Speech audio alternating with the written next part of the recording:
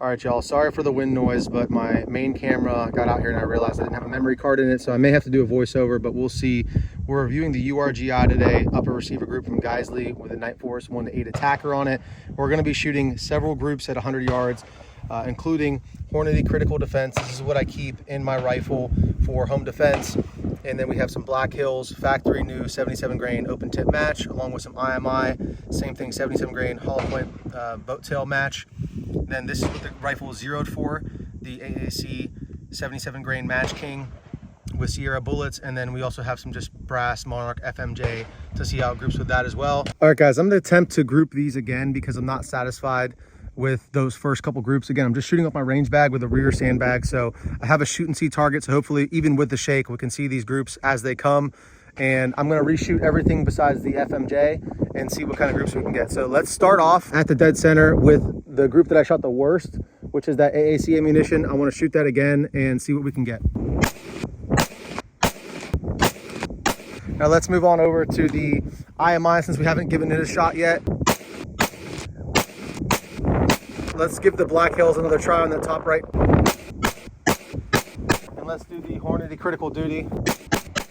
I'll have to go back and post and figure out which ones are which, but I have a feeling this is the most accurate ammo through this rifle, which is a little surprising to me. So I just went for that center diamond because it is so much bigger and easier to see with my reticle.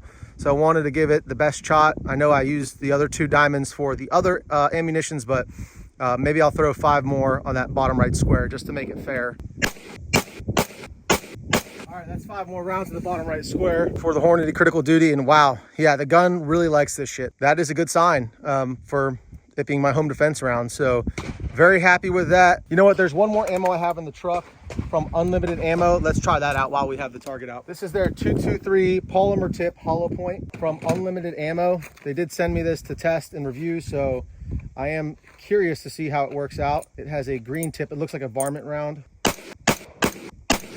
All right, guys, I know I dirtied this target up shooting the Critical Duty here as well, but the first group you can see from the footage is this Sierra AAC, or sorry, AAC with Sierra bullets, 77 grain, yeah, Match Kings. So that first group was like right about that. It was probably about 1.25 inches there. And then the next group we did was with the IMI Systems, 77 grain hollow point boat tail match, their Razor Core. That is this top left group right here.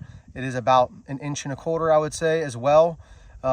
Right about 1.25 inches. And then the next group we did was the Black Hills 5.56 77 grain open tip match, and that is that group right there on the top right. That is almost a 2-inch group, maybe 1 3/4 inches there. That could have been me just pulling it. Again, guys, all of these ammos have the same advantage and or disadvantage with me as the shooter. So that's the Black Hills. I'm not super impressed with that. And then I did one group of the Critical Duty on the center triangle there, or sorry, diamond. And it was pretty darn tight, but I couldn't tell from the footage. So I shot another group, and that is by far the best group that I have for today. That is 2 bullets in 1 hole. You could see from the footage, I thought I just shot 4 on accident, but that's 2 right there. And then, so that's about a 1/2 inch group with the Critical Defense from Hornady, which I'm very impressed with. This is a 223 55 grain FTX. And lastly was the Unlimited Ammo. This had some issues cycling in my rifle, so but it did group pretty well, probably about 1 inch right there. So I am impressed with that, but it's not cycling, so I'm not gonna be able to shoot it through this rifle if it doesn't cycle it. So with that being said, guys, I'm pretty impressed with this grouping. I'm happy I shot them again because those original groups I was not happy with. I mean, they're not terrible, but I knew I could do better. And so there it is, guys. I think that the Critical Defense is a great call for being my home defense round. And for being zeroed for that 77 grain, it's pretty darn spot on with this Critical Defense. So I'm very happy with this. This is a self-defense expanding ammunition, and this is what I keep by my nightstand.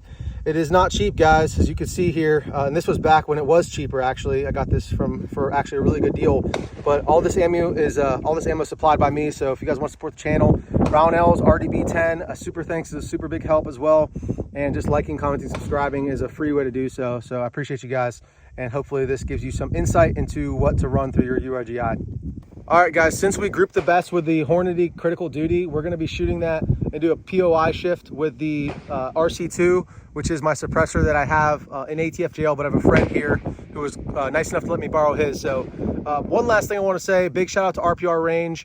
Love this place. If you guys come out here, say Range Day Bro sent you, and Andrea might hook you up with a little discount. But if you're gonna be in the Central Texas area, highly recommend coming out here and training and trying to get a little bit of training at that long range.